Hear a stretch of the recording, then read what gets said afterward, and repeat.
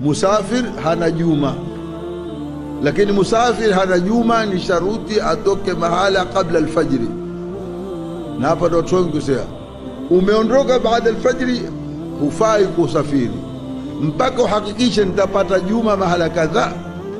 Mimi nikiondoka saa hii naweza kuwa hijuma, mimi nitatoka Mamrui saa hii naweza kuwa hijuma tu Mombasa, au naweza kuwa hijuma Lamu.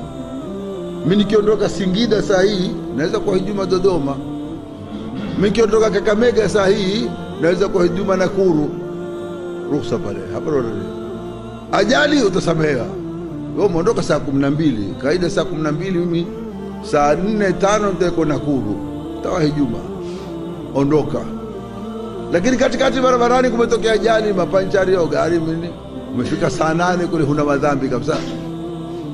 Na ukiona shaka utakaondoka kabla alfajiri, mara pote kuondoka kabla alfajiri waweza kuata hasa juma.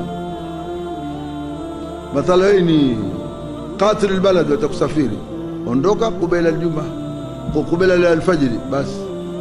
Mathala Mambrui hapo ondoka saa 10:30. Ukiondoka saa 10:30 basi usiswali juma, hata usiswali khasa.